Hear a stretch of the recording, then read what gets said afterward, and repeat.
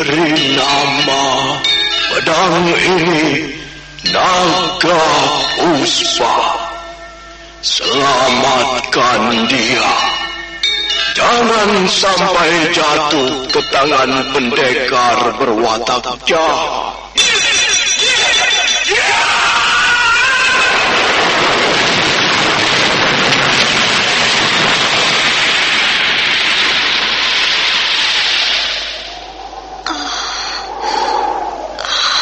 Kakang Kamandanu, kau masih juga tidak percaya bahwa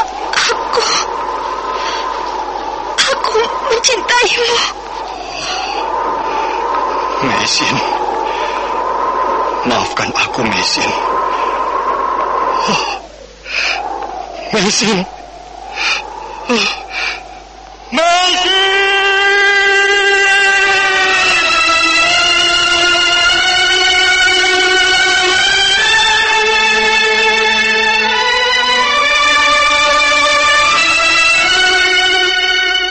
Tutur Tinula.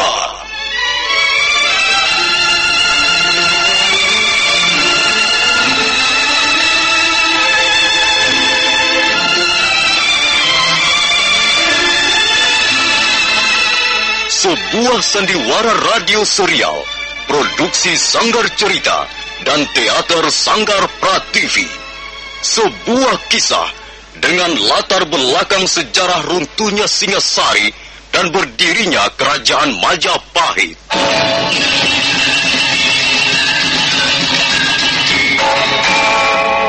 Sandiwara ini didukung oleh pemain-pemain radio yang sudah ternama. Ferry Fadli, Ivone Rose, dan Eli Ermawati.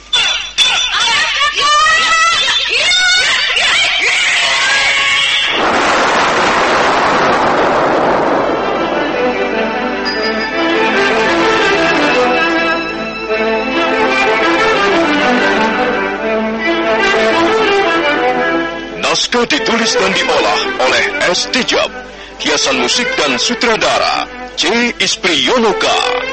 Kali ini mengetengahkan episode ke-15 dengan judul Kisah Seorang Prajurit Pelarian.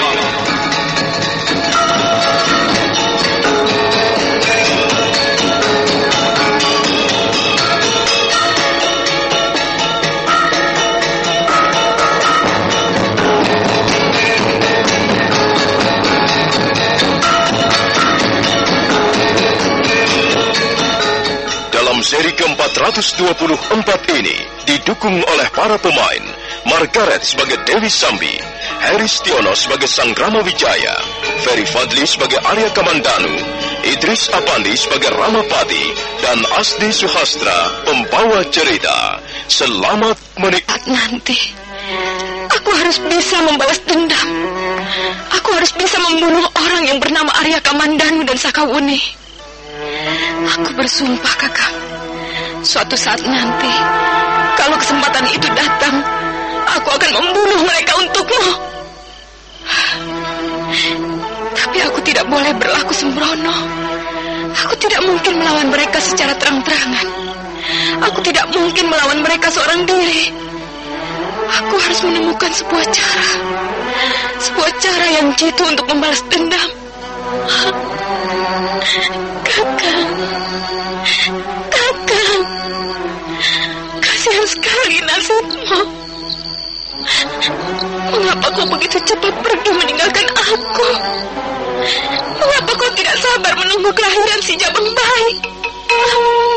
Kakang.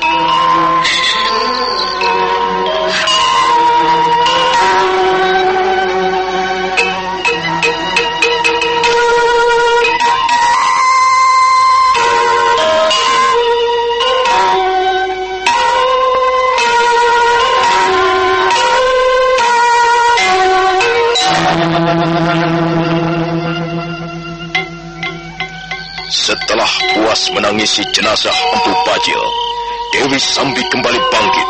Kemudian dia kembali menggendong jenazah laki-laki yang selama ini menemaninya dalam setiap perjalanan.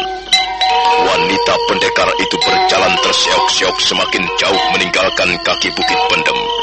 Dia terus mengambil arah barat, dan dia berjalan hingga fajar menyingsing.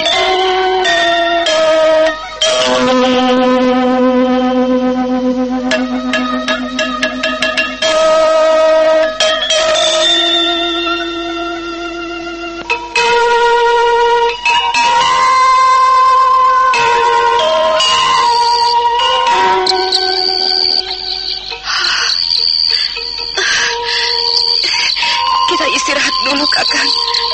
Aku lelah sekali. Aku takut Jabang bayi ini nantinya mendapat cedera. Aku harus berhati-hati. Dia harus selamat lahir di muka bumi. Dia adalah anakmu, Kakang. Anak kita. Aku telah menemukan sebuah cara. Sebuah cara yang sangat jitu untuk melampiaskan dendam Kesumat. Tapi aku harus berhati-hati menggunakan cara ini.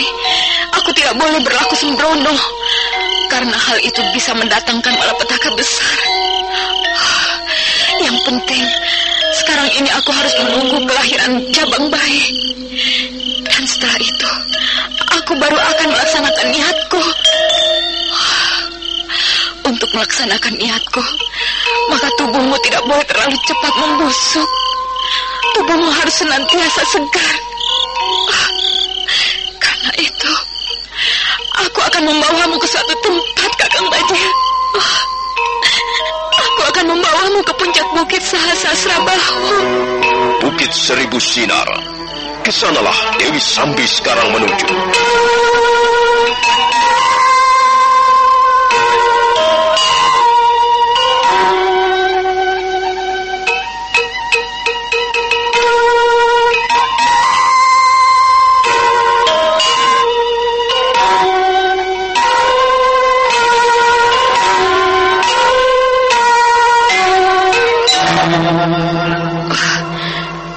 Itulah Bukit Sahasrasrabahu.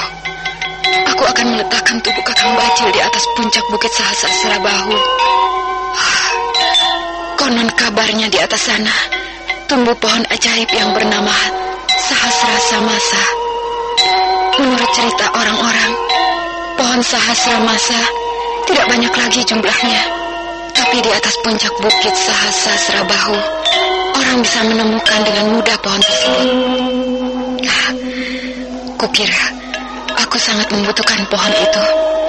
Aku akan meletakkan tubuh Kakang Bajil di bawah pohon Sahasramasa. Dan Sakawuni harus terbunuh.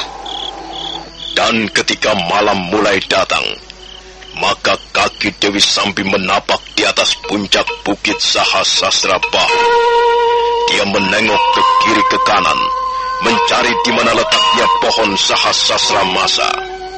Pohon Sahasrasramasa adalah pohon ajaib. Sahasrasramasa artinya 1000 bulan. Jadi pohon Sahasrasramasa juga biasa dikenal dengan sebutan pohon 1000 bulan. Pohon itu berkhasiat mengawetkan segala macam daging sehingga tidak membusuk.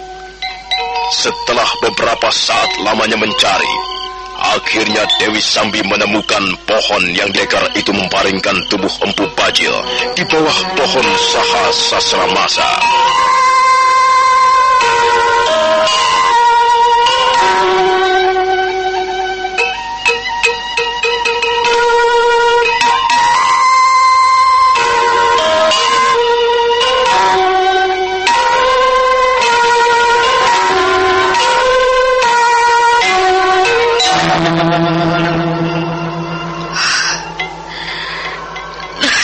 Kakang Bajil, istirahatlah di bawah pohon ini. Percayalah bahwa suatu ketika aku akan membalas dendam Kesumatmu. Aku tidak akan membiarkanmu mati penasaran seperti ini. Suatu ketika Arya Kamandanu dan Sakawuni akan kucincang-cincang tubuhnya. Aku bersumpah, Kakang Bajil. Aku bersumpah demi langit dan bumi, demi roh jahat yang bergentayangan di puncak-puncak bukit, demi jin-jin yang bersemayam di muara-muara sungai, demi arwah-arwah penasaran yang bergentayangan di hutan-hutan belantara,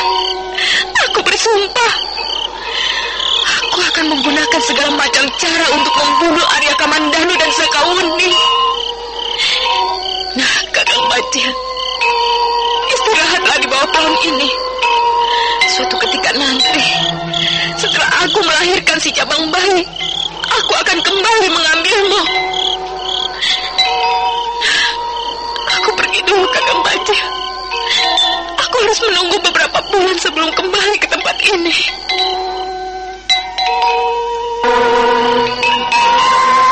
Maka demikianlah Dewi Sambi meletakkan tubuh Empu Bajil di bawah pohon Sahasrasra Masa. Dan setelah itu dia pun kembali melangkah menuruni puncak bukit Sahasrasra Bahu. Entah kemana selanjutnya dia akan pergi, dia sendiri belum tahu.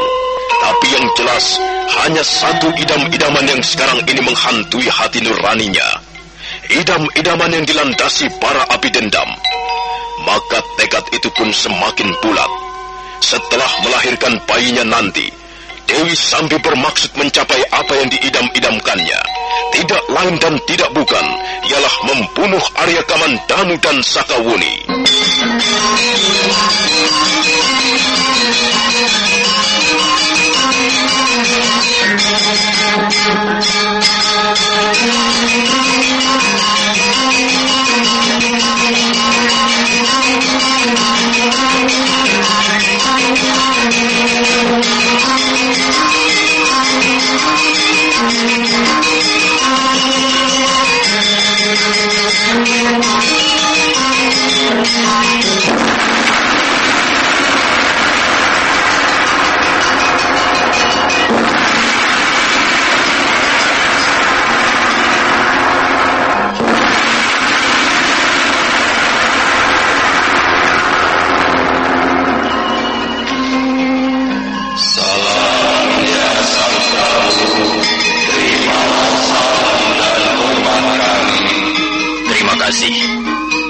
Terima kasih atas salam dan hormat kalian.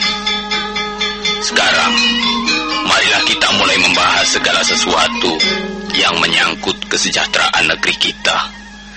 Negeri Majapahit tercinta. Kulihat, sekarang ini Arya Kamandanu dan Sakawuni ikut hadir di Balai Paseban Agung ini. Apakah ada sesuatu yang hendak kalian laporkan kepadaku dan kepada hadirin semuanya? Ampun Gusti Prabu. Hamba memang ingin melaporkan perihal tugas yang selama ini hamba laksanakan demi ketentraman pemerintah Majapahit. Apakah kau sudah berhasil menumpas kaum perusuh Kamandanu? Berkat doa restu Gusti Prabu dan berkat izin dari para dewa yang memerintah langit dan bumi, hamba berhasil menjalankan tugas dengan sebaik-baiknya. Bagus. Syukurlah kalau begitu. Jadi kau sudah berhasil menumpas kaum perusuh. Apakah kau dapat membuktikannya, Kamandanu? Ampun Gusti Prabu. Hamba akan melaporkan jalannya peristiwa dari permulaannya. Arya Kamandanu kemudian membeberkan jalannya peristiwa penumpasan kaum perusuh yang dipimpin oleh gembong perusuh Empu Bajil dan Dewi Sambi. Dan setelah selesai membeberkan segala sesuatunya yang pantas untuk dilaporkan, Arya Kamandanu mengulurkan sebuah bungkusan yang terbuat dari lembaran-lembaran daun talas hutan. Bungkusan apakah itu, Kamandanu? Coba Paman Ramapati, tolong bawalah bungkusan itu mendekat. Kemudian bukalah bungkusan itu di depanku. Baik, Gusti Prabu. Ramapati menerima bungkusan dari Arya Kamandanu. Kemudian sambil menggeser tempat duduknya, Ramapati membuka bungkusan di depan Sang Prabu Kertarajasa Jayawardana. Seketika bau busuk memenuhi ruangan Balai Paseban Agung. Sang Prabu sendiri segera memalingkan wajahnya karena tidak tahan mencium bau busuk yang memancar dari kepala Empu Bajil. Oh, kepala siapakah itu, Kamandanu? Ampun Gusti Prabu. Seperti yang telah hamba laporkan di depan, hamba dan Sakawuni berhasil membunuh gembong kaum perusuh yang bernama Empu Bajil. Dan kepala ini ialah kepala gembong perusuh tersebut. Oh, iya. Sudahlah.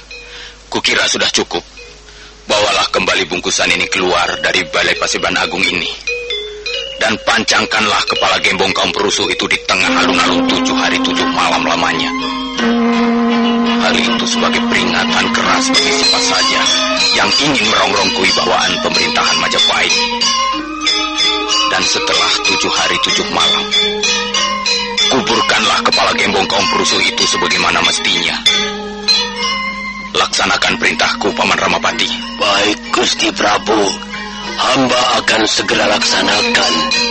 Ramapati kemudian menyuruh anak asuhnya membawa bungkusan yang berisi kepala Empu Bajil keluar dari Balai Paseban Agung Istana Majapahit. Dan setelah bungkusan itu dibawa keluar, maka bau busuk pun tidak lagi terasa. Para hadirin kembali bisa bernafas dengan lega, dan Sang Prabu kembali mulai memimpin pertemuan agung di pagi yang cerah itu. Sekarang, aku ingin mendengar laporanmu, Paman Ramapati. Bagaimana dengan Telik Sandi yang kau tugaskan untuk memeriksa keadaan di sekitar Bukit Pendem? Ampun, Gusti Prabu. Salah seorang Telik Sandi adalah anak asuh hamba sendiri. Ayo, Rawadeng, laporkanlah segala sesuatu yang kau lihat di sekitar puncak Bukit Pendem. Baik, Gusti Ramapati. Ampun, Gusti Prabu. Hamba dengan 10 orang prajurit Majapahit telah meneliti di sekitar puncak Bukit Pendem dalam 2 hari terakhir ini. Dan ternyata memang benar apa yang dilaporkan oleh Tuan Arya Kamandanu. Hamba melihat dengan mata kepala sendiri ada mayat yang jumlahnya cukup besar bertumpuk-tumpuk di sekitar lereng bukit. Dan ternyata mereka adalah mayat dari anggota kaum perusuh. Memang benar seperti apa yang telah dilaporkan Tuan Kamandanu. Bukit Pendem merupakan sarang kaum perusuh. Baiklah kalau begitu. Kukira semuanya sudah beres. Mudah-mudahan saja Majapahit di hari-hari yang akan datang semakin aman dan semakin tentram. Arya Kamandanu dan kau juga Nini Sakawuni. Pemerintah Majapahit sangat menghargai jasa-jasa kalian berdua.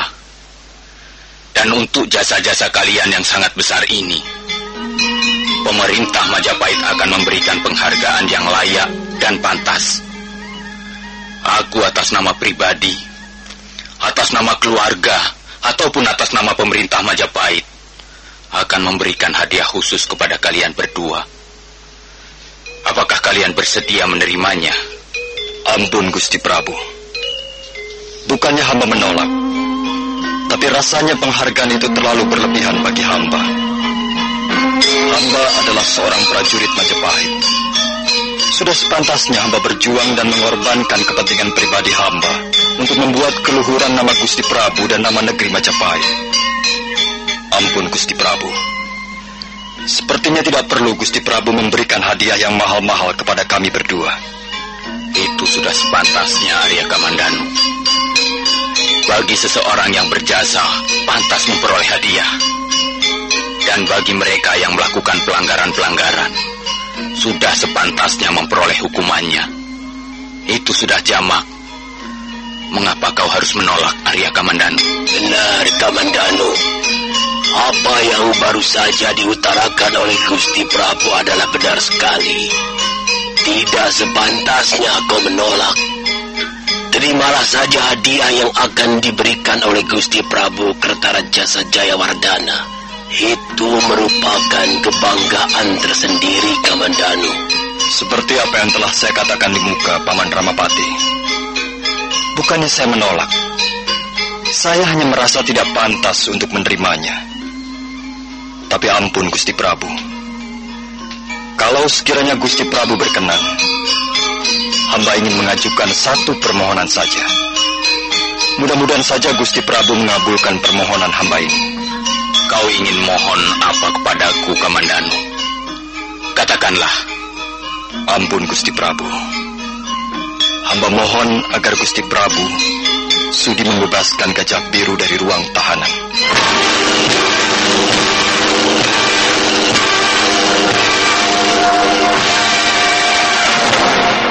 Begitu selesai mengucapkan kata-katanya, Arya Kamandanu menundukkan wajahnya ke lantai Paseban Agung.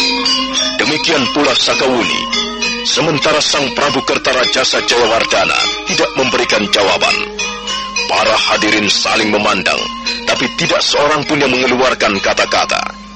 Nah, saudara pendengar, bagaimanakah kisah selanjutnya? Silakan menunggu seri berikutnya. Sampai jumpa.